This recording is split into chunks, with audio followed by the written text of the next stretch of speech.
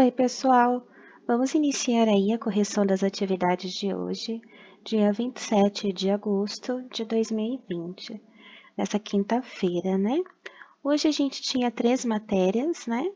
A português, matemática e interdisciplinar, e o pessoal aí que tinha uma atividade de reforço para fazer também do nosso currículo adaptado.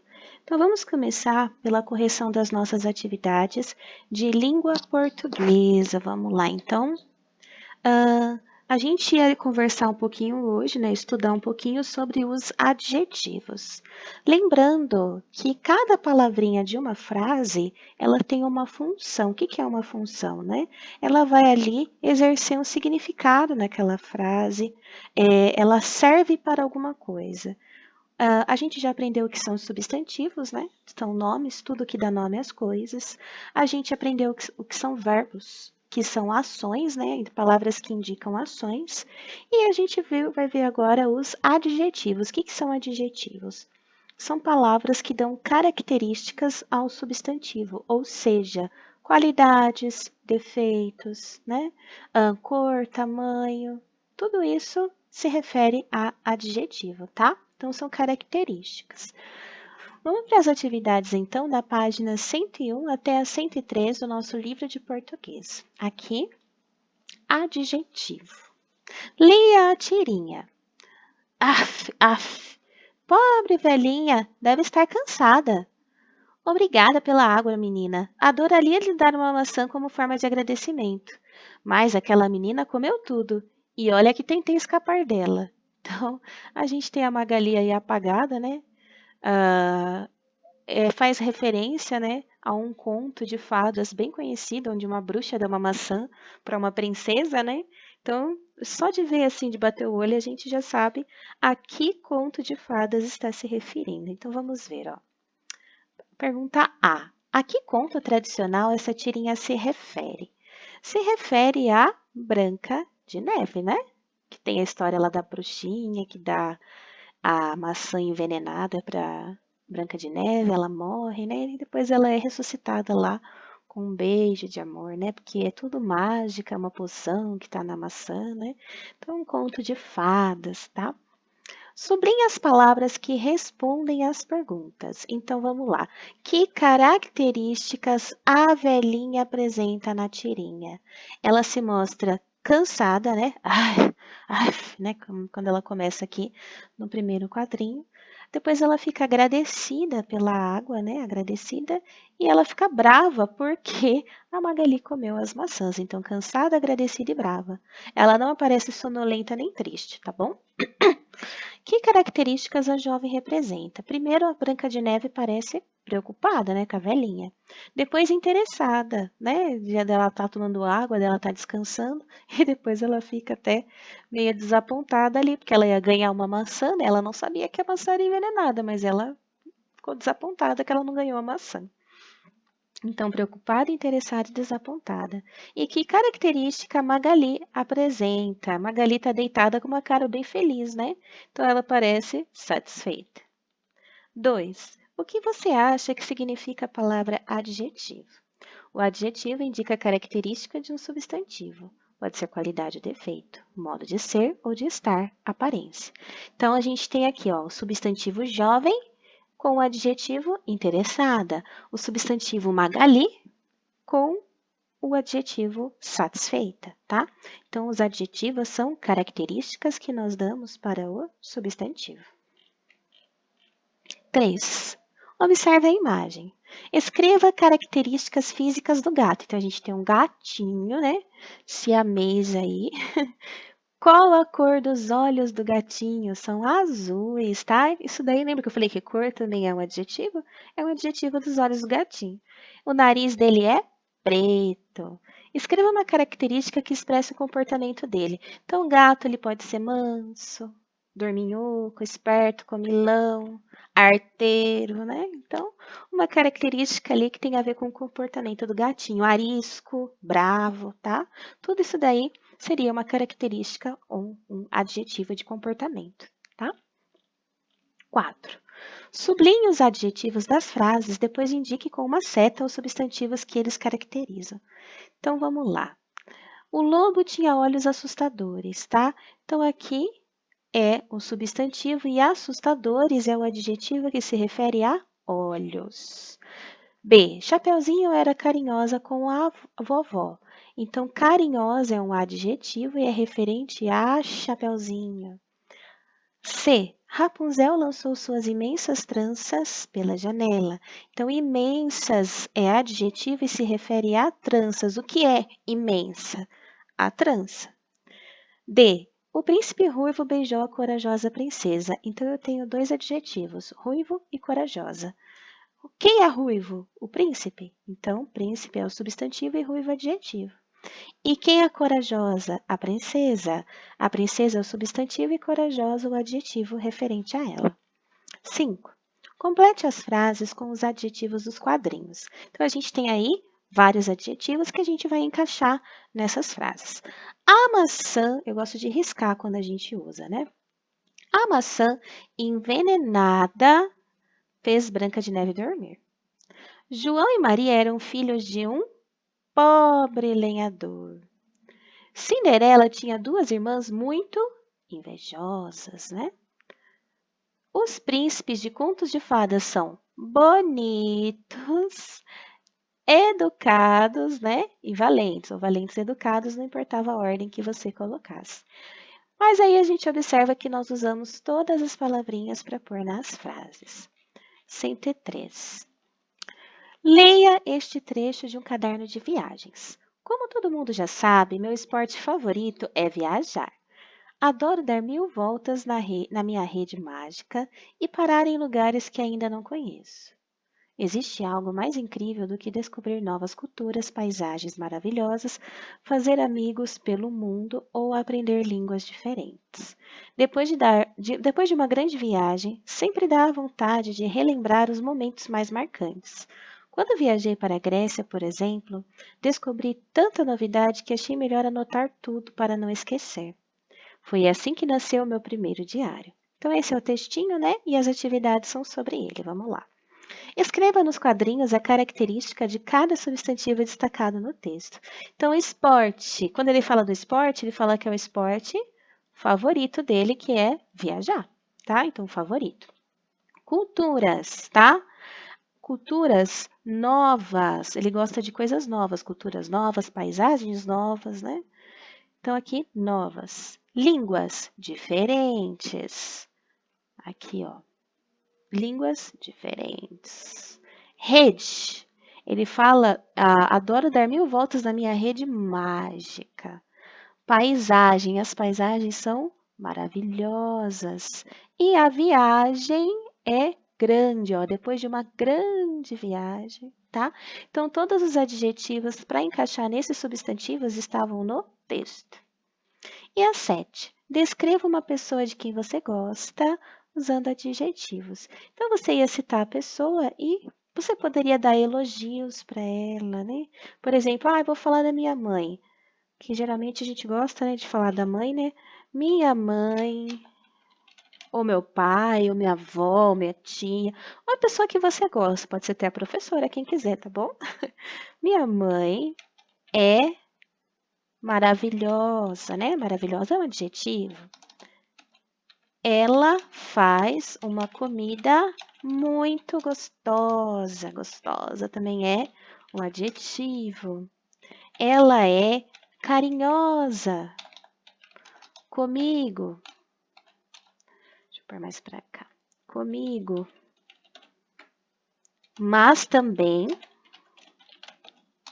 quando eu apronto, ela é muito brava. Tudo adjetivo isso daí, ó. Maravilhosa, comida gostosa, carinhosa e brava. São todos adjetivos. Eu dei um exemplo, tá, gente? Como vocês poderiam fazer seu textinho aí, falando da pessoa através de adjetivos, tá? Então, você define aí uma pessoa, você vai escolher, pode ser sua mãe, seu pai, seu irmão, sua avó, sua tia, um amigo que você gosta muito, tá? Alguém que você conheça, uma pessoa que você vai descrever com adjetivos, tá? E aqui eles deram um poeminha pra gente aqui, tá? Com vários adjetivos, tá? Vou até sublinhar os adjetivos. Ó. A vaca amarela guardou uma rosa amarela. E uma declaração de amor aqui é uma locução adjetiva de um boi voador, louquinho por ela. Olha só aqui, quantos adjetivos, né? Num textinho aí. É uma adaptação daquela musiquinha da Vaca Amarela que a gente canta brincando, né? Para as pessoas ficarem quietas, mas fizeram uma adaptação com palavras bonitinhas aí, tirando as palavras feias dessa musiquinha, tá? Então, esse textinho aqui vocês escreveriam de acordo com. É uma resposta pessoal, tá? De acordo com a pessoa que vocês escolheram, eu só dei um exemplo, tá? Então, as atividades de português, elas iam até aí, né? Página 103. Agora a gente vai para matemática. Na página 51, trabalhar um pouco de subtração. A gente começou aí o estudo das subtrações, a gente está vendo formas diferentes de subtrair, usar a decomposição de número, né? O algoritmo usual e tal. Então, hoje a gente vai ver mais um pouquinho, ó. Veja como foi feita a subtração 212 menos 123, usando cédulas de 100 e de 10 reais e moedas de R$1. Então, aqui, ó, eu tenho duas notas de 100, né? Duas centenas, uma nota de 10, uma dezena e duas unidades, né? Duas moedinhas de R$1. Aqui ele fez uma troca, ó. Ele trocou a cédula de 100 reais, essa daqui, aqui, ó. Ele trocou essa cédula de 100 reais por essas de 10 reais. Quantas notas de 10 reais cabem dentro da cédula de 100, né? Cabem 10, então 10 dezenas. E aí ele fez a subtração, ele tirou 123 de 212. Para eu tirar 123, eu tenho que tirar uma nota de 100, duas de 10, né, dá 120, mais 3 moedinhas de 3 reais. E aí é só contar o que sobrou. 1, 2, 3, 4, 5, 6, 7, 8. Eu tenho 8 notas de 10 reais, ou 8 dezenas, né? E 9 moedinhas de R$1. 80 mais 9 dá 89 reais, tá? Então, é que aí está em dinheiro, né? Mas na subtração 212 menos 123, a gente tem 89 reais. Aqui a 7. A quantidade de sofás produzidos em 2017 pelas fábricas de Pinho e Peroba é mostrada no gráfico ao lado. Então, a gente tem esse gráfico aqui. Eles fizeram aqui essa quantidade de Pinho e essa de Peroba. Qual a diferença entre a produção de sofás das duas fábricas? Então, vamos lá. Eu vou até aproximar mais o gráfico para a gente ver melhor, né? Os sofás da fábrica Pinho, ó, chegou aqui a 3.340 e da fábrica Peroba, 1.860, tá? Então, para a gente saber calcular a diferença, lembra que eu sempre falo para vocês? Cálculo de diferença, a gente usa a conta de menos. Então, é só pegar a quantidade de sofás maior, né, que é a da Pinho, que foi 3.340, e subtrair pela quantidade de sofás que a Peroba fez 1.860. Então, 0 tira 0, 0, né? 4 não dá para tirar 6. O que, que a gente faz, né? A gente empresta do coleguinha do lado, que é o 3, né? Vai ficar aqui no lugar do 3, vai ficar 2. E aqui, o 4 vai receber uma centena aqui, né, na casa das dezenas. Ao invés de 4, vai ficar 14. Aí, 6 para 14, dá para tirar, né? 6, 7, 8, 9, 10, 11, 12, 13, 14. Dá 8. Então, vou pôr o 8 aqui. E aí, ficou 2 para tirar 8. Não dá, né? Então, eu vou fazer a mesma coisa. Eu vou emprestar do colega do lado. Deixa eu fazer um maior risquinho, né? Vou emprestar do 3 de novo. Vai sobrar 2 aqui, né, no lugar do 3, tá? Porque eu tô tirando 1 para emprestar para o 2 aqui do lado, ó. E aí, eu vou pegar esse 1 que eu emprestei e vou jogar aqui, ó. Fica 12, né? Emprestei do 3 aqui, joguei aqui, ficou 12. 8 para 12, agora dá, né? 8, 9, 10, 11, 12. Dá 4. Aí, 2 tira 1, dá, né? Ficou 1.480 de diferença. Então, a empresa Pinho, ela fez 1.480 sofás a mais que a empresa Peroba, tá? Essa é a diferença entre as duas. Então, a atividade de hoje aí envolvia o quê, né? Vocês completarem com as informações que vocês observavam no dinheiro aqui, tá? E aqui analisar o gráfico para fazer uma continha de subtração de acordo com o que vocês se sentem mais à vontade. Quem quiser fazer por decomposição pode fazer, quem quiser usar palitinho pode usar, quem gosta de usar o algoritmo usual, que é esse daqui, pode fazer assim. Eu vejo que vocês preferem fazer a continha armada dessa forma, e é a forma que a gente mais costuma usar mesmo, tá? E aí a gente tem uma atividade no interdisciplinar, página 60 e 61. Vamos lá. Aqui na página 60, então, a gente tem um texto, né?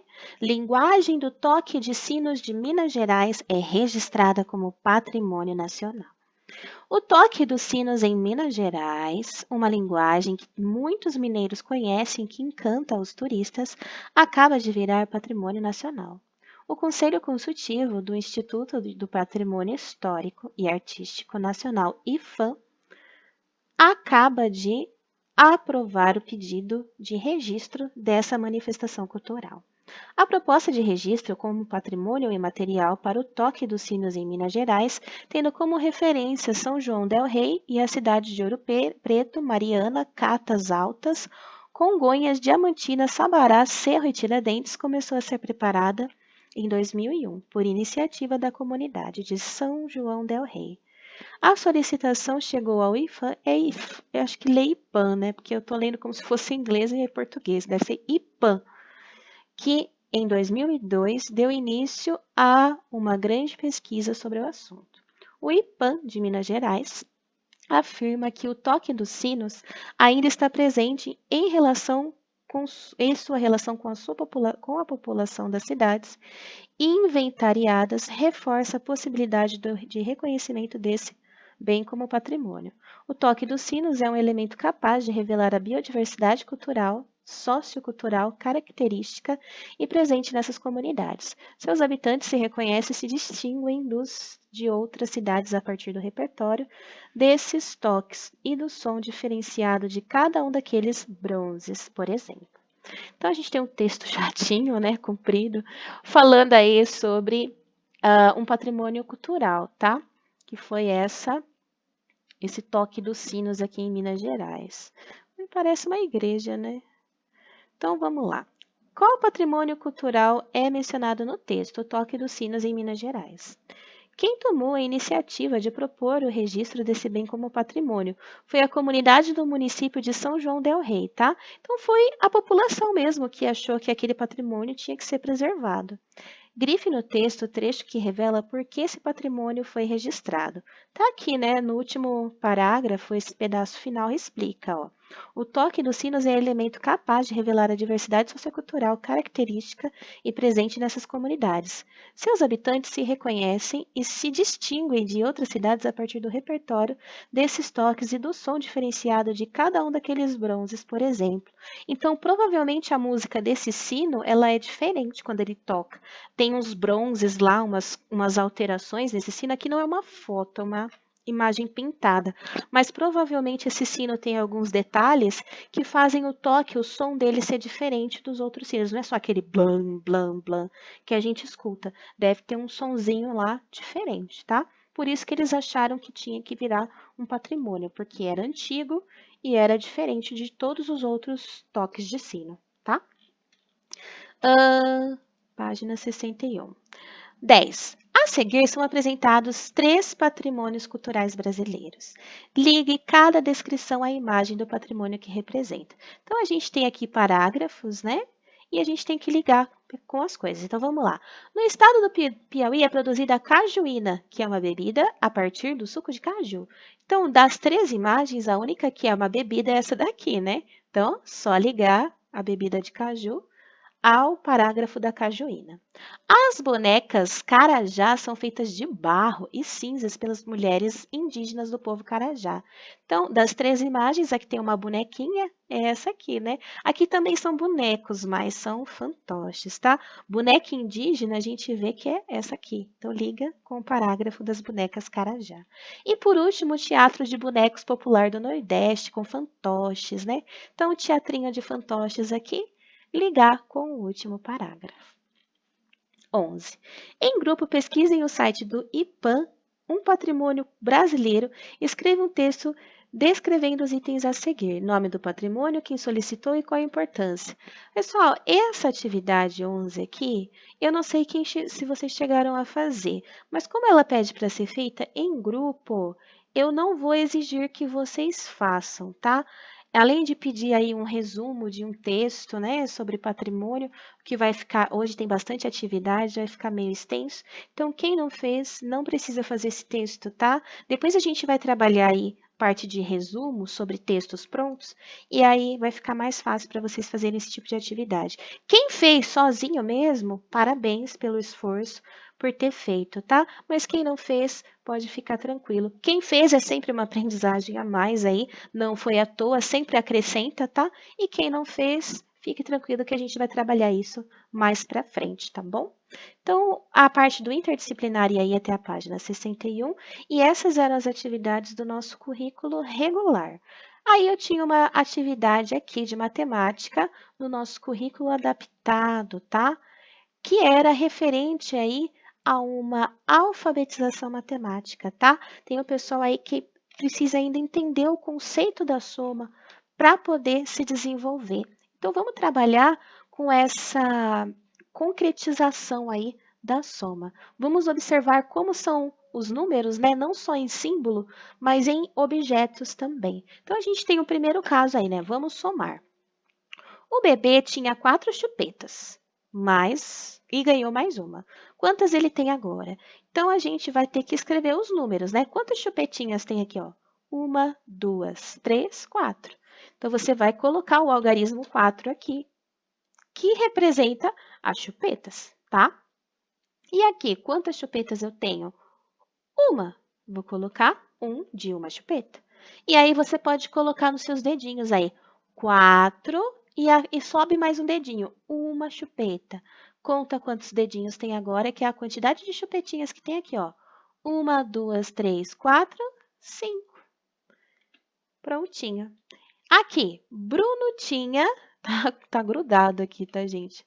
No impresso acabou saindo grudada, mas não é junto essas duas palavras não, tá? Bruno tinha 5 balas e ganhou mais uma. Quantas ele tem agora? Então, vamos contar as balas do Bruno. 1, 2, 3, 4, 5. Então, você vai colocar o algarismo 5 aqui embaixo. Eita. Pronto, 5. Aqui eu tenho uma balinha só, então vou colocar o algarismo 1. 5 mais 1, 1, 2, 3, 4, 5, 6. Olha só. Aqui os ossinhos do cachorrinho, né? 1, 2, 3, 4, 5, 6. Ó, o cachorro tinha 6 ossos. Então, algarismo 6. E ganhou mais um. Não tem o sinal de mais aqui, mas você pode pôr, tá? É mais, é uma soma. E ganhou mais um. 6 mais 1, vamos contar quantos ossinhos deu, ó. 1, 2, 3, 4, 5, 6, 7 ossinhos, tá? Então, aí, os pais que estiverem junto com as crianças fazendo essa atividade, para ficar bem concreto, para eles compreenderem, use os dedinhos, tá? Conta, pega o dedinho da criança na tela do celular ou do computador e vai contando com ela, ó. 1, 2, 3, 4, 5, a mãozinha dela. Depois mostra nos dedinhos. Quem tiver bala em casa, usa as balinhas, ó. É uma forma de incentivar, de deixar mais concreto para a criança a noção de quantidade. Vamos pegar? Ó, o Bruno tinha aqui 5 balas. Dá 5 balas na mão da criança. Manda ela contar 1, 2, 3, 4, 5. E aí ela ganhou mais uma. Põe uma bala junto lá. E tudo que vai ficando mais concreto em relação a quantidades ajuda a criança a assimilar essa noção matemática de soma, de quantidade, tá? Uma coisa mais concreta e não só teórica, tá bom? Uma coisa na prática mesmo. Então, usa as mãozinhas, incentiva ela a fazer essa atividade. Parece uma atividade boba e facinha, mas para essa criança é uma recuperação, é um reforço. Se você fizer com a criança que tem dificuldade de aprendizagem, todo esse trabalho mais concreto, usar objetos para somar, né? Objetos iguais, que nem o caso das balinhas. Vamos brincar com as balas, então, vamos somar junto. Agora eu vou te dar uma bala porque você acertou. Ajuda a criança aí a se desenvolver, tá bom? Então façam esse trabalho em casa junto com a criança, através dessa orientação aí, para eles conseguirem desenvolver mais a noção matemática deles, tá? A gente vai trabalhar dessa forma com a subtração também, para estar recuperando aí essas crianças, tá bom? Então, essas foram as atividades de hoje, tanto do nosso currículo regular quanto do adaptado que a gente está trabalhando agora. Qualquer dúvida, então, é só mandar para mim. Um beijo, tchau!